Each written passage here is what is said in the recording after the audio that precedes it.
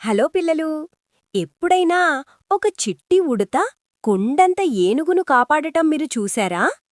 ఆశ్చర్యంగా ఉంది కదూ? అయితే ఆ అద్భుతం ఎలా జరిగిందో తెలియాలంటే ఈ అందమైన కథను పూర్తిగా వినేయండి. అనగనగా ఒక అందమైన పచ్చని దట్టమైన అడవి. ఆ అడవిలో రంగురంగుల పక్షులు, రకరకాల జంతువులు ఎంతో సంతోషంగా కలిసిమెలిసి ఆడుకుంటూ ఉండేవి.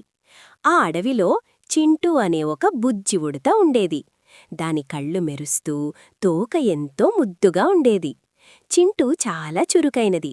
చెట్ల కొమ్మలమీద చుక్చుక్మంటూ దింతుతూ, అడవిలో ఎవరికి ఏ కష్టం వచ్చినా తన చిన్ని చేతులతో సాయం చేయడానికి పరిగెత్తుకుంటూ వెళ్లేది. అందరికీ చింటూ అంటే ఎంతో ప్రాణం. అదే అడవిలో గజరాజు అనే ఒక పెద్ద ఏనుగు కూడా ఉండేది. గజరాజు నడుస్తుంటే ఢం ఢం ఢం అని భూమి అదిరిపోయేది. తనకున్న ఆ కొండంత శరీరం, బలం చూసుకుని గజరాజుకు చాలా గర్వం. చిన్న జంతువులను చూస్తే అస్సలు ఇష్టపడేవాడు కాదు. పైగా ఎప్పుడూ వాటిని చూసి నవ్వుతూ ఎగతాళి చేసేవాడు. ఒకరోజు ఉదయం చింటూ ఉడత ఒక మామిడి చెట్టు కొమ్మమీద కూర్చుని ఆనందంగా తీయటి పండు తింటోంది. అటుగా వచ్చిన గజరాజు చింటూని చూసి హహహా అని పగలబడి నవ్వాడు. ఓయ్ చింటూ, నువ్వు ఎంత చిన్నగా ఉన్నావో చూడు. కనీసం నా కాలి గూడంత కూడా లేవు. నాకైతే పెద్ద పెద్ద చెట్లను సైతం వేళ్లతో సహా పీకేగల బలముంది. నాలాగా బలంగా ఉండాలి కాని నీలా ఉంటే ఏం లాభం? చిన్న గాలి వీస్తే ఎగిరిపోతావు అని హేళన చేశాడు. ఆ మాటలకు చింటూ చిన్ని గుండె చాలా బాధపడింది. కాని ఏడవకుండా చిరునవ్వుతో, గజరాజా, దేవుడు ఎవరికి తగిన బలం వారికి ఇస్తాడు.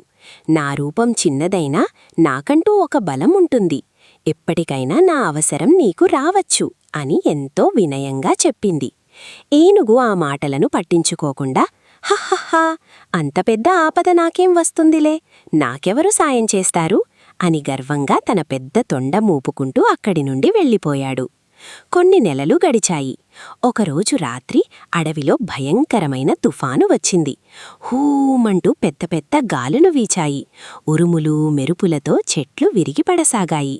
ఆ చీకట్లో దారి కనిపించక గజరాజు భయంతో పరిగెత్తుతూ వెళ్లి ఒక పెద్ద బురద గుంతలో పడిపోయాడు. అదే సమయంలో ఒక పెద్ద చెట్టు కొమ్మలు, లావాటి ముళ్లతీగలు గజరాజు మీద పడ్డాయి. అంతే, ఏనుగు ఎంత కదిలినా ఆ ముళ్లతీగల్లోంచి, ఆ కూరుకుపోయిన బురదలోంచి బయటకు రాలేకపోయాడు. ముళ్ళు గుచ్చుకుని నొప్పితో, భయంతో, రక్షించండి, ఎవరైనా నన్ను కాపాడండి అని కన్నీళ్లు పెట్టుకుంటూ గట్టిగా అరిచాడు. కాని తుఫాను భయానికి ఏ జంతువు తన ఇల్లు వదిలి బయటకు రాలేదు. అప్పుడే గజరాజు ఏడుపు విన్న చింటూ ఉడతకు చాలా బాధేసింది. తన ప్రాణాలకు తెగించి వానలోనే పరుగు పరుగున అక్కడికి వచ్చింది. గజరాజు పరిస్థితి చూసి చింటూ చలించిపోయింది. వెంటనే పరిగెత్తుకెళ్లి తన స్నేహితులైన ఎలుకలను పిలుచుకుని వచ్చింది. అన్నీ కలిసి తమ పదునైన చిన్న పళ్లతో ఏనుగును బంధించిన ఆ లావాటి ముళ్లతీగలను కొరకడం మొదలుపెట్టాయి. రాత్రంతా కష్టపడి పళ్ల నుండి రక్తం వస్తున్నా లెక్క చెయ్యకుండా గజరాజును ఆ ఆపద నుండి విడిపించాయి. ఉదయమయ్యింది. వాన తగ్గింది. ప్రాణాపాయం నుండి బయటపడిన గజరాజు కళ్లల్లో నీళ్లు తిరిగాయి. తన ప్రాణాలు కాపాడిన చింటూ ఉడతను చూసి ఎంతో సిగ్గుపడ్డాడు. నన్ను క్షమించు చింటూ, నీ చిన్న రూపాన్ని చూసి నిన్ను చులుకన చేశాను. కాని ఈరోజు నీవల్లే నా ప్రాణాలు దక్కాయి. దేహం పెద్దదిగా ఉన్నంత మాత్రాన గొప్ప కాదు. ఆపదలో సాయం చేసే గొప్ప మనసున్న నువ్వే నిజమైన బలవంతుడివి అని చెబుతూ ప్రేమగా చింటూను తన తొండంతో పైకెత్తుకున్నాడు. అప్పటినుండి ఆ బుజ్జి ఉడత, పెద్ద ఏనుగు ప్రాణ స్నేహితులయ్యారు. అడవిలో అందరూ వారి స్నేహాన్ని చూసి మురిసిపోయారు.